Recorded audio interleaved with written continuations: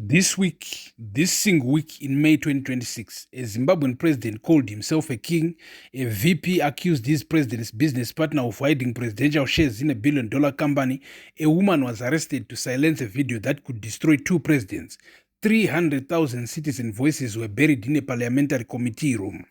Chinese companies were confirmed to control 90% of Zimbabwe's mines. 67 farms were handed back to white Europeans while Zimbabweans who needed land were told to wait. A billionaire's company bought a national stadium to make 44,000 people cheer and forget.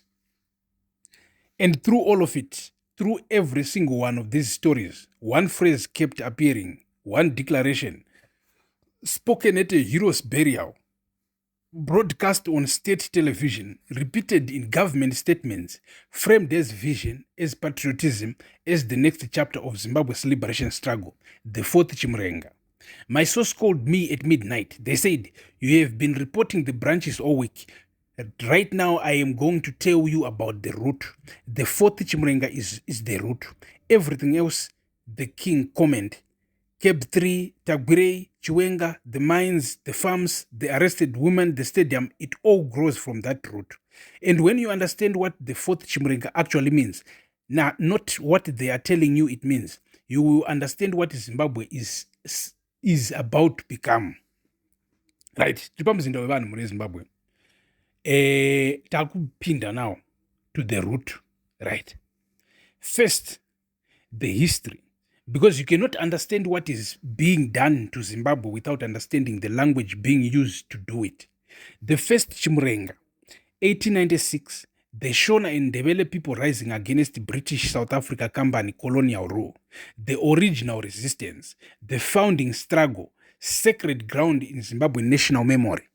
The second Chimurenga, the Liberation War, 1966 to 1979, Zanla and Zebra fighters in the bush against Ian Smith's Rhodesian government, the war that gave Zimbabwe independence in 1980. The war that every ZANU-PF leader traces their legitimacy back to, the founding methodology of the ruling party.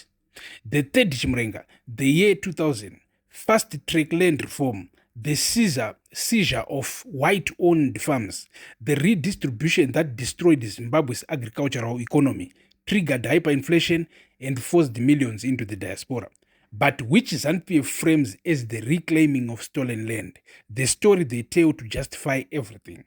Now, the fourth Chimurenga, announced by Mnangagwa at National Heroes Acre, the most sacred political ground in Zimbabwe, the place where liberation heroes are buried, where every word carries the weight of history and sacrifice and blood. He said, the fourth Chimurenga must see us assume total control of every aspect of our national wealth and economic development. Total control, every aspect, national wealth. My source said, decode those three phrases and you will understand exactly what is coming. Right? What the fourth Chimurenga actually means. Total control of national wealth. In a country where Chinese companies control 90% of the mines. In a country where Tagwire Sakunda controls the fuel supply. In a country where politically connected business people control agricultural inputs, banking, construction, media, and now even the national stadium.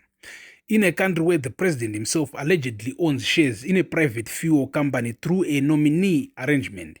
When Mnangagwa says total control of national wealth, my source asks, whose control? The Zimbabwean people's control? Or the control of the network that has been systematically extracting Zimbabwe's wealth for the past decade? Because here is the brutal historical truth that every Zimbabwean needs to confront. The first Chimurenga was genuine resistance against colonial oppression, real people, real sacrifice, real liberation. The second Chimurenga was genuine liberation struggle, real fighters, real deaths, real independence. The third Chimurenga started as a legitimate demand for land justice and became the vehicle through which Zimbabwe's political elite grabbed the best farms for themselves while ordinary Zimbabweans got rocky land they couldn't farm and an economy that collapsed around them. Right. Zimbabwe, every Chimurenga that ZANU-PF has declared has followed the same pattern. It starts with the language of liberation, it ends with the enrichment of the powerful. My source said the fourth Chimurenga will be no different, except this time the stakes are higher. Because this time, what they want to control is not land, it is everything. The mines, the minerals, the financial system, the courts, the constitution, the military succession, the media, the diaspora remittances, everything. Total control, every aspect. That is not a vision statement. That is a declaration of intent. And now, combine the fourth Chimurenga with the other thing Mnangagwa said this week. A king can always travel when it is his time to do so. A king declaring total control of national wealth. My source said those two statements together, made in the same week, are the most significant political communication Mnangagwa has ever made. Not because of what they say, because of what they reveal. A leader who calls himself a king has stopped pretending to be accountable to the people. A leader who declares total control of national wealth has stopped pretending to pursue broad-based prosperity. These are not slips. These are not bad phrasing. These are deliberate signals to the political class, to the military, to the party, to the business networks, to the international community watching from a distance. The signal is, the pretense is over. The Second Republic, the new dispensation, open for business, Zimbabwe is open, the smiling reformer in the suit speaking at Davos, that was the costume. This week Mnangagwa took the costume off. And what is underneath, my source says, is exactly what Chimurenga has been warning about, what the Law Society has been warning about, what the Catholic bishops have been warning about, what 300,000 Zimbabweans who submitted against CAB 3 have been warning about. A consolidation of power so complete, so total, that reversing it through any conventional democratic means becomes structurally impossible. The fourth Chimurenga is not an economic vision. It is the announcement that the game is entering its final phase. Hey, what total control looks like in practice? Right. My source broke it down for me in terms I need you to hear. Total control of the judiciary done. New Chief Justice appointed this week. Courts that will hear constitutional challenges to CAB 3 now have a Chief Justice whose appointment was made by the men whose constitutional extension those courts will adjudge. You see? Total control of the intelligence services done. New CIO chief appointed. State intelligence monitoring congressional visitors, arresting women who hold inconvenient videos, following journalists, tracking opposition networks. Total control of the military in progress. General Swanda in the Politburo, Sanyato as sports minister, Mnangagwa placing military loyalists in civilian political positions, building a parallel network of military-connected political operators alongside the Chimurenga faction. Total control of the economy in progress. Tagwire in the ZANU-PF Central Committee, Sakunda funding public infrastructure, Chinese companies controlling mines and arrangements that benefit politically connected networks, title deeds program creating political loyalty through property, total control of the constitution in progress, CAB 3, 300,000 submissions buried, village heads mobilized, churches divided, parliament counting numbers, the amendment going back for its second reading, total control of narrative in progress, state media, the Herald, ZBC, journalists who asked the wrong questions visited by the right people, women who hold the wrong videos arrested on the right charges. My source said, when you lay it all out like that, it does not look like a government running a country. It looks like a network securing assets before the window closes. I said, what window? They said, 2028. The election that CAB 3 is designed to eliminate. Because if that election happens, with this economic record, this level of public anger, this level of diaspora disgust, the outcome is not certain. And uncertain outcomes are something this network cannot afford. The fourth Chimurenga is the name they gave to closing that window permanently. Let's talk about the diaspora, the forgotten weapon. Right. And here I need to speak directly to every Zimbabwean in South Africa, in the UK, in Australia, in Canada, in New Zealand, in the United States, etc. Because you are in this story whether you feel like you are or not. But you are in this story.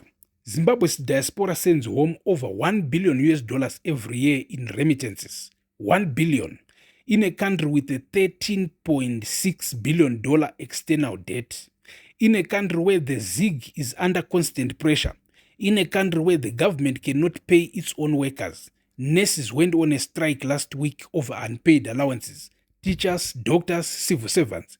Your money is holding Zimbabwe together. Your money is paying the school fees of children whose government cannot fund education. Your money is buying the medication that government hospitals cannot stock. Your money is the real social safety net of a country whose government is too busy building political networks and buying stadiums and flying to Belarus to provide basic services. In the fourth Chimurenga, total control of every aspect of national wealth includes eventually controlling how that money flows, who benefits from it, what conditions are attached to it. My source said the diaspora is Zimbabwe's last truly independent economic power. Money that does not come through government channels, money that cannot be taxed before it reaches families, money that the network cannot easily capture. The fourth Chimurenga will eventually reach for that money. It always reaches for what it cannot control. I am telling you this so you are prepared, not panicked, prepared. Right, the choice Zimbabwe faces. Right, every Chimurenga in Zimbabwe's history reached a moment of decision. The first Chimurenga, the choice was resist or submit to colonial administration. The second Chimurenga, the choice was take up arms for liberation or accept minority rule. The third Chimurenga, the choice was support land redistribution or be called an enemy of the people. The fourth Chimurenga is presenting Zimbabwe with its own moment of decision. And my source said the decision is not the one Mnangagwa is pretending. He is not the one Mnangagwa is presenting. He is presenting it as support total control of our wealth or be against Zimbabwe's development. But my source says the real choice is different. The real choice is, do Zimbabweans accept that total control of national wealth by a political network is the same as national prosperity? Or do they demand something different? Do the 300,000 who submitted against CAB 3 stay silent when Parliament ignores them? Do the churches who called the amendment unconstitutional accept the Chief Justice's eventual ruling without question? Do the war veterans who defended Chimurenga stay loyal when the pressure intensifies? Does the diaspora keep sending money home to a system that is building the infrastructure to control everything, including eventually them? My source said one final thing. Every Chimurenga ended differently from how it started. The first Chimurenga was crushed by planted seeds that grew into the second. The second Chimurenga was crushed but planted seeds that grew into the second. The second won independence but handed power to people who forgot why they fought. The third claimed to reclaim land but stole it for the powerful. The fourth Chimurenga will also end differently from how it starts. The question for Zimbabwe is, who decides how it ends? The king who declared it, or the people it was declared in the name of? Mre Zimbabwe, takuvarisa. Pano pamuzinda wevanhu. We told you about a secret video, a frozen jet, a woman arrested, Sonja, Madzikanda, missing stadium seats, 300,000 buried voices, 90% Chinese mind control, 16,000 Zimbabweans a month still living, a VP dossier called treasonous, a king who travels when he wants. We told you every story. Right now, we told you the story behind every story. The fourth Chimurenga, total control, every aspect. This is the week that Zimbabwe's future was put on the table. Not in parliament, not in a courtroom, not in a Politburo meeting. On this screen, in this video, in the conversations Zimbabweans will have right now in Harare and Johannesburg and London and Auckland and Toronto and Melbourne. In the WhatsApp groups where this video will be shared. In the voices of Zimbabweans who refuse to be told that the liberation struggle that their grandparents fought and bled for has been converted into the branding for one man's consolidation of total power.